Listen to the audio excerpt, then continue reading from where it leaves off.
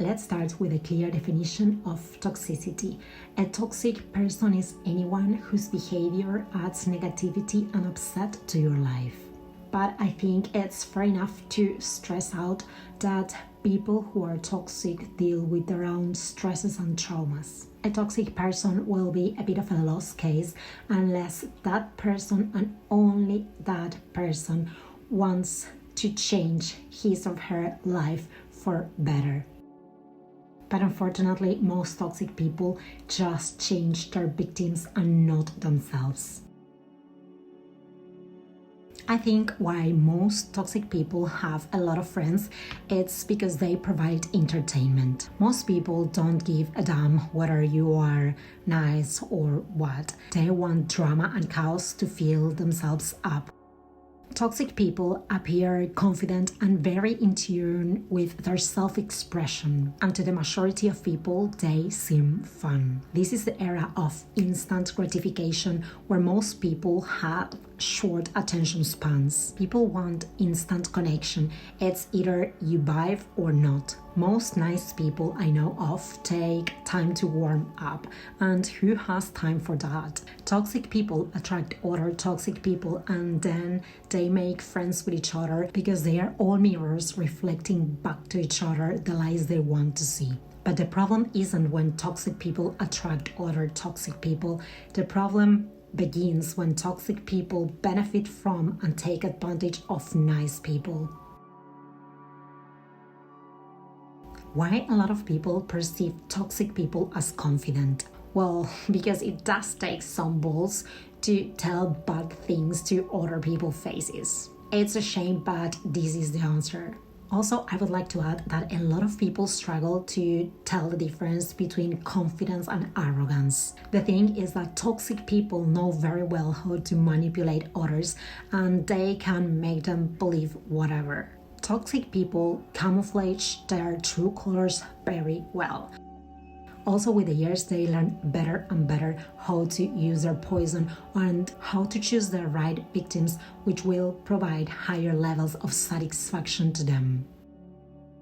Toxic people act like parasites or lice, taking the blood of someone who is too overwhelmed, busy, or lonely to get rid of them. Toxic people can come across so charismatic, and they can act so genuinely concerned about your welfare, but it's all a front. When it gets down to do something for you, they will find excuses to not help you, unless of course that will benefit themselves. Trying to fit in with toxic people will never leave your heart at peace. Don't try to fit, instead try to find where you truly belong. Fitting is just trying to adapt to a world that is not your own. Belonging is about inhabiting the world as the real you. For example, toxic people love gossiping, and once you start, it's really hard to stop. The real horror starts when you try to stop that bad habit and you realize how many of your relationships are just based on gossiping together. Toxic people share happiness to the expense of others. The majority of the people want to be happy and they don't care about the source, unless of course it affects them directly.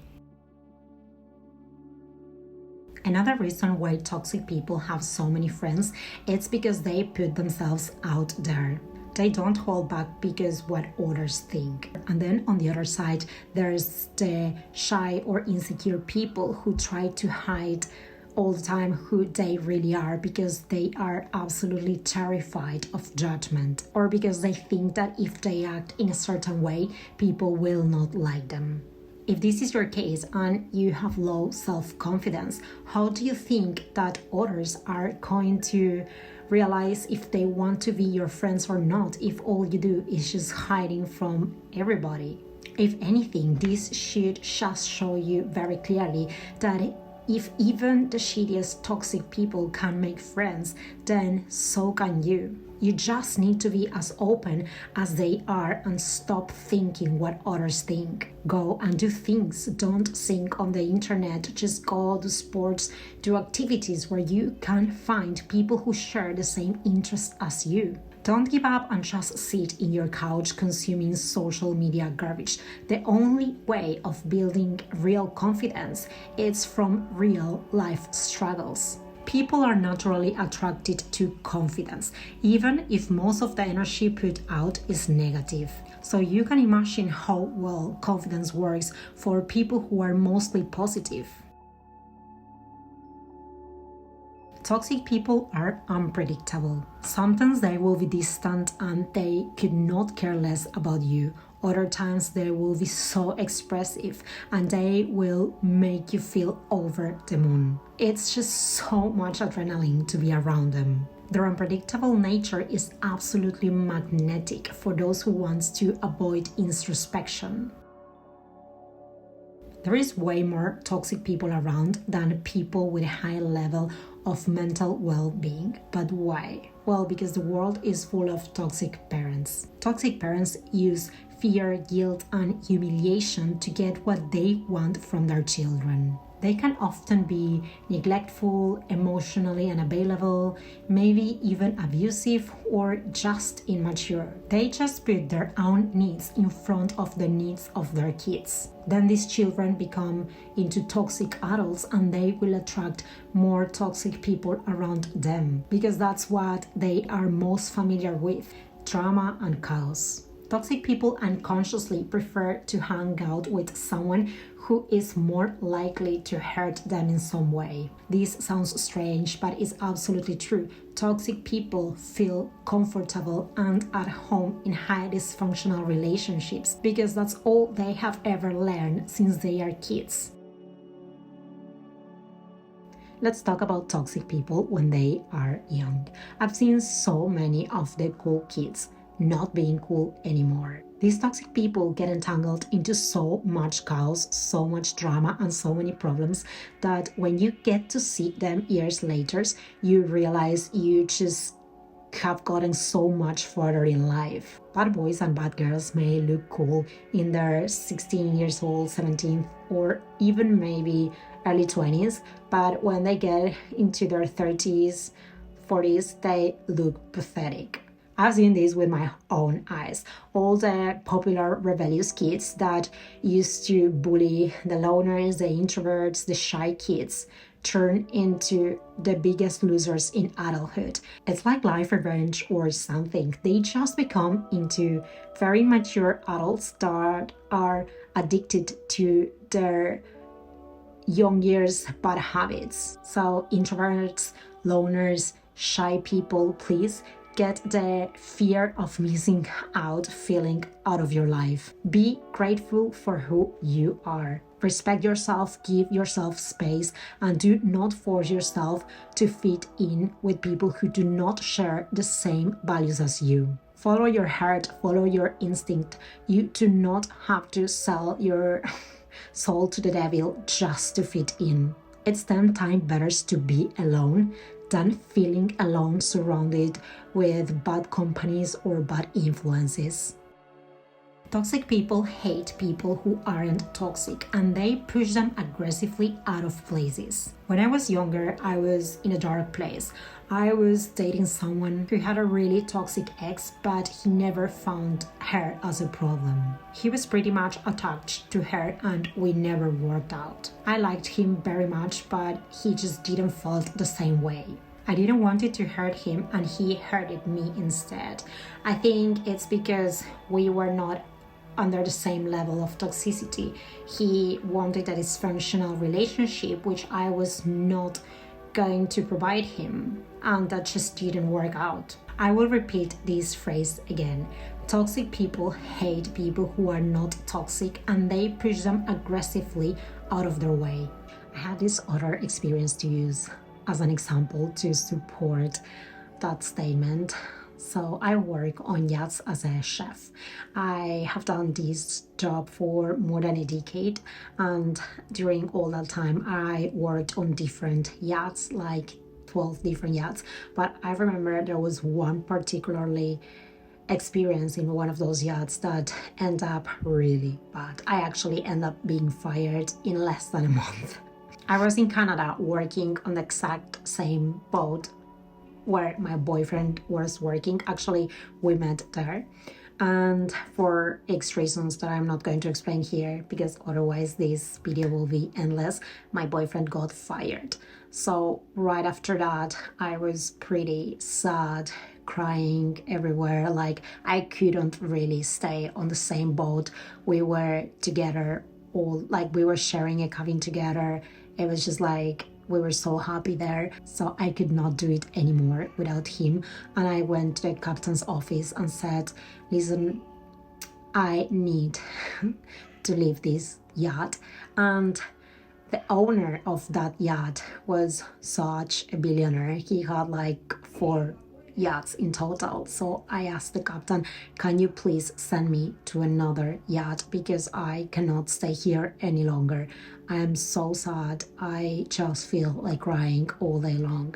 I miss my boyfriend every second. So, but I didn't want it to quit because my boyfriend was jobless, and I'm like, I didn't want it to add more instability to that moment of my life. So I was like, I want to keep on working, but please, if there's a possibility to go to another yacht owned by the same owner, I will be super happy to transfer. So a few days passed after I talked to the captain, and then he called me to the office and he explained me that there was a possibility to send me to the biggest yacht of the owner. It was a 150-meter super yacht, actually the biggest yacht I ever worked in my life, and I was so excited. Finally something got me excited. I was in Canada at the moment. That super yacht was in Abu Dhabi, so they were in 2 days you are gonna fly all the way to Abu Dhabi and you will join the yacht there. So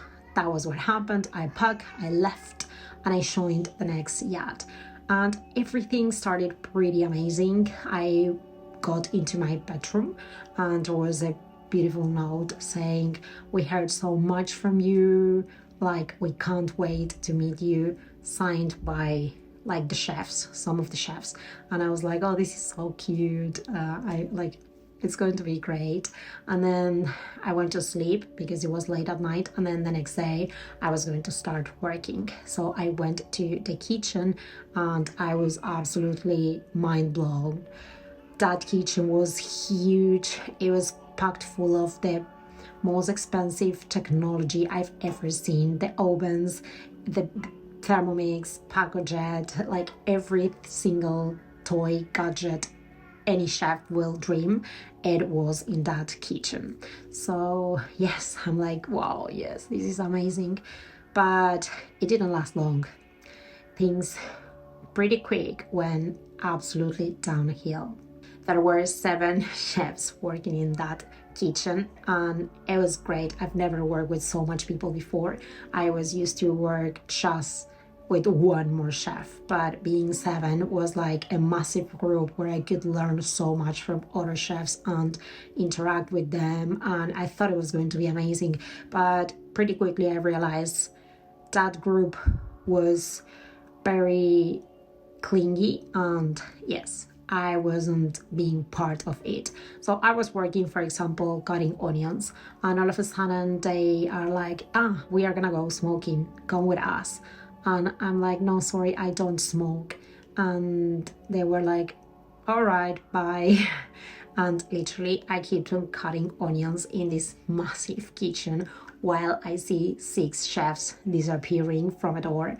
And I didn't, even though I don't smoke, I did not want it to go with them because they were going to this area in the yacht assigned for people who wanted to smoke, and there was just people smoking, and I absolutely hate to smoke. I never smoke in my life, but the worst is I don't want to smell like cigarette. I think as a chef I find it absolutely unhygienic and disgusting, and I wouldn't even want it to go just to talk and socialize with them because I didn't want it to smell like cigarette. I was like, I'm not going to trade that. So I kept on working in the kitchen alone, and then they came back after 20 minutes, and then we kept on working like 1 more hour, no joke. And then again, this time they didn't even invite me. All the 6 left for another smoking break. So it didn't take me long to realize I started with the wrong foot that job or that day. But things didn't just finish there. These smoking breaks kept on happening so often that day. Literally on a whole day of work, they left 7 times to smoke, and I remember it because I counted, because I could not believe how much all these people were smoking. And yes, it was like breaks of 20 minutes each where all these people were probably socializing, laughing, talking, having a really good time, and I was not being part of all that. I was left alone working. I mean, I could stop, but I was like, what am I going to do? Like, I just kept on working, cutting things or doing whatever it was needed.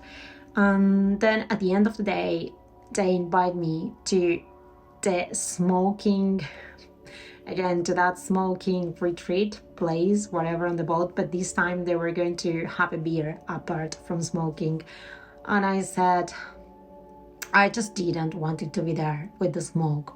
I just didn't. So, and I don't drink beer anyways, but I could go there and have a glass of water, but I was going to feel miserable because I hate smoke. End of the story. So I reject the invitation. And then I knew they didn't take it well either. And then the day finished, and after that there was going to be like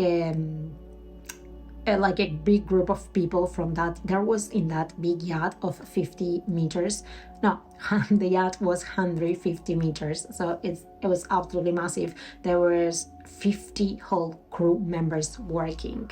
So a lot of crew, and the maximum of people, of guests that you could have on that yacht was 10. So imagine having maximum 10 guests for 50 crew members. It's a ratio of 5 workers per 1 guest. It's pretty unbelievable. But anyways, we did not have the boss on board at that time, and the crew was every Saturday and Sunday going out for parties. So they invite me to go to a party, and I say, yes, okay, perfect. I didn't want it, but of course I'm gonna go and do some effort to socialize and meet people.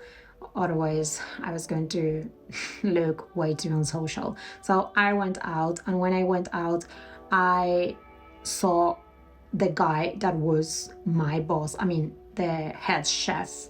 He was absolutely drunk, and I think he was on drugs too. And he was, oh my God, in such a bad state. And he was like, Shilda, hello, what are you doing? I'm so glad you came out. And he seemed happy to see me. But he was trying to have a conversation with me, but he couldn't really said many things that made sense because he was, I don't know, in a state of, I don't know, he couldn't really make a phrase. So I was there being like, yeah.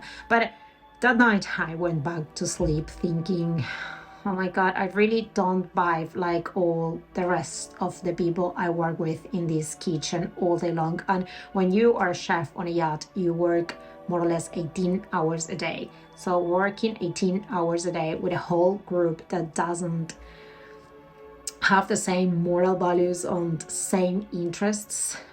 Well, I mean, we all love to be chefs and cook, and we could speak about recipes and blah blah. But then, apart from that, I didn't have anything else in common with all these 6 chefs. But anyways, I'm a very hard worker person, and that's how I'm going to show who I am. I'm not going to flirt with any boss. I'm not going to like suck the socks of anyone. Suck the socks is a saying we use in Argentina. Just try to say it when you are like when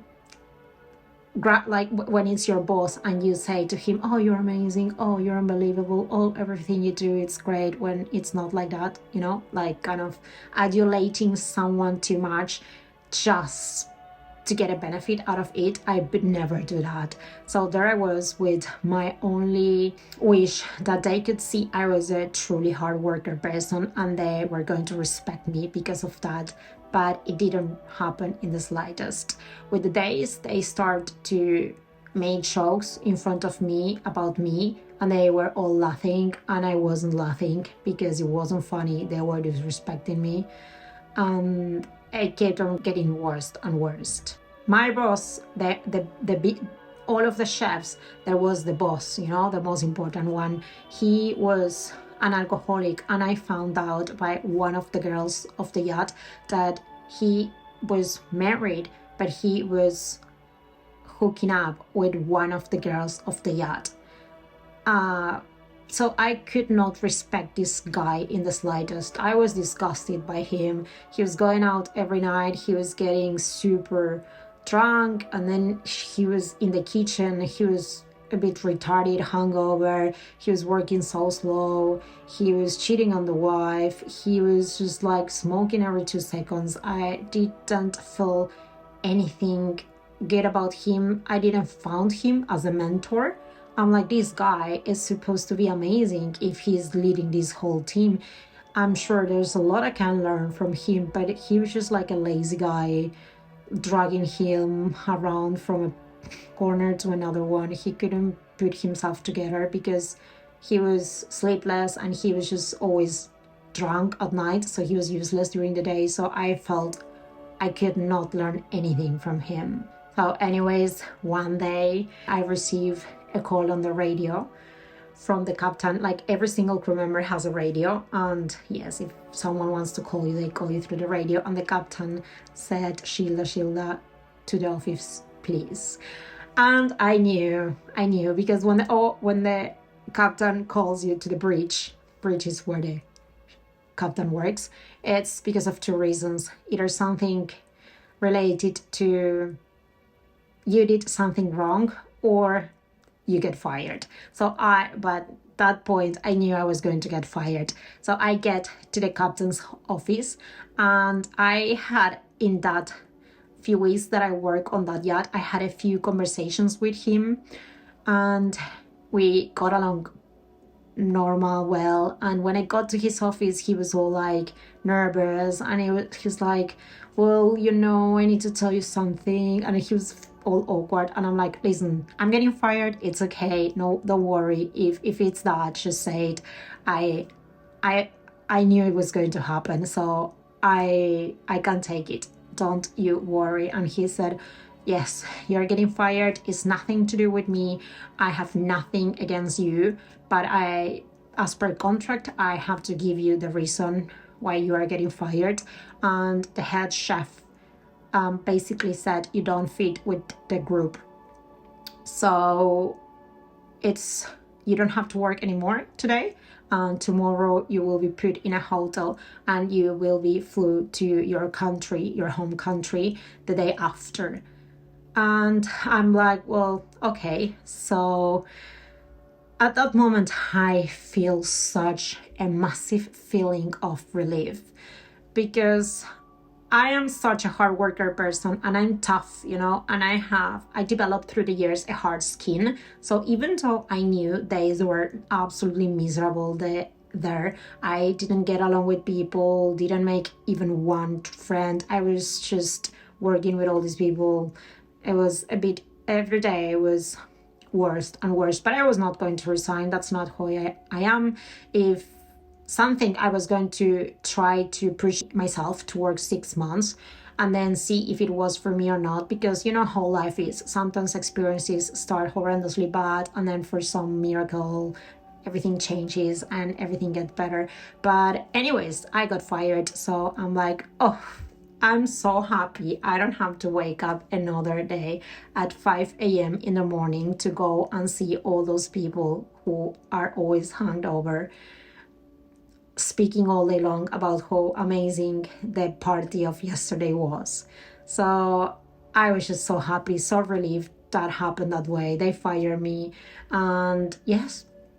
Anyways, I went to pack, and I felt like, well, I've never been in Abu Dhabi before, and it will be great to have some holidays here. So I called my boyfriend who was still looking for a job, and I'm like, listen, I got fired. And he said, okay, if you want, I join you on your holidays. And he came to Abu Dhabi and we spent 3 weeks on holidays. And on those 3 weeks, he got a job and I got a job too. So by the end of those holidays, we both were employed. So anyways, I got fired. I had pretty amazing holidays there. I was with my boyfriend. We had an amazing time. And then I got a job. So it all in the end worked really great for me. I don't know, the puzzle clicked like that after I got fired. And I got really a great job on another yacht in literally no time. So that was pretty good for me. Then a few months later, I got a message from someone I met on that yacht where I got fired from. On that yacht, I met a girl and we didn't end up being friends, but like we got along super well. So she sent me a message saying, you won't believe this, but she knew all the situation and she knew how bad I was feeling and everything that was happening to me. She was a stewardess, so she wasn't working in the kitchen with the chefs, but she was on the same yacht. So yeah, she told me on New Year's Eve, the owner of the yacht went on board and threw a massive party with guests, and some people got food poisoned, and then the owner of the yacht fired all the chefs, all of them. So she was just sending me this message like, you won't believe this, but all of those bastards got fired. I feel so happy that didn't happen to you. And I felt like, well, you know, that's kind of life. Maybe they got karma, no idea. I didn't felt happy that they got fired. I after at that point I already flipped the page, but I felt like, wow, look how life operates. Pretty crazy how things always, people when do things that are not really nice, they pay for it always. We all are imperfect humans and we all have certain levels of toxicity in us, but do not hang out with people who are more toxic than you. Befriend people who have the same moral values than you, or even better, but never hang out with people who are below your line, because if you get along with the people below you, then they will drag you down to their level and there they will beat you with experience. You just don't know how to swim those deep murky waters and you will sink. Be aware of your value and do not sell yourself cheaply.